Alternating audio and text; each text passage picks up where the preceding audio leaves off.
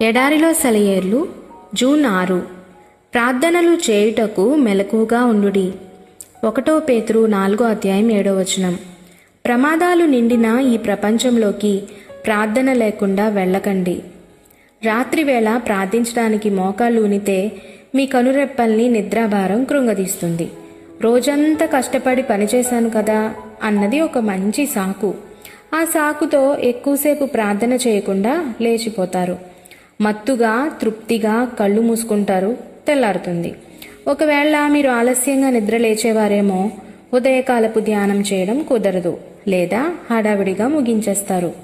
ప్రార్థన చేయడానికి మెలకుగా ఉండలేరా? మెలకుగా ఉండడాన్ని నిర్లక్ష్యం చేశారా? నిర్లక్ష్యం చేసి తప్పించుకునే ఉపాయం ఏదైనా ఉందా? నిస్సందేహంగా లేదు అని జవాబు చెప్పాలి. ఇలాంటి నిర్లక్ష్యానికి నిష్కృతి లేదు. ప్రార్థన చేయడం మానేశారు మీరు.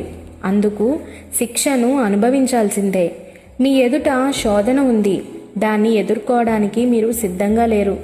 ఆత్మలో దోషినన్న భారం కదలాడుతున్నది. దేవునికి దూరంగానే తారట్లాడతారు మీరు.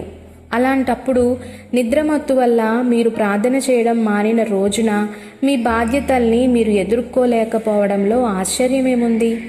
మత్తు వల్ల ప్రార్థనను ప్రక్కకి నెట్టిన క్షణాలను ఎంత ప్రయత్నించినా తిరిగి సంపాదించుకోలేం.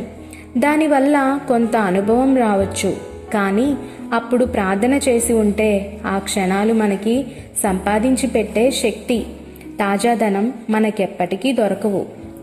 దేవుని కుమారుడు మహాశక్తిమంతుడైన యేసుకు కూడా తెల్లవారుజామునే లేచి దేవుని ఎదుట ప్రార్థనలో తన హృదయాన్ని కుమ్మరించడం విస్మరించరాని అవసరమైనప్పుడు మంచివైన బహుమానాలను, మనకి క్షేమకరమైన వాటన్నిటినీ ఇస్తానని ప్రమాణం చేసిన దేవునికి నీవు ఇంకెంత క్రమంగా ప్రార్థించాలి?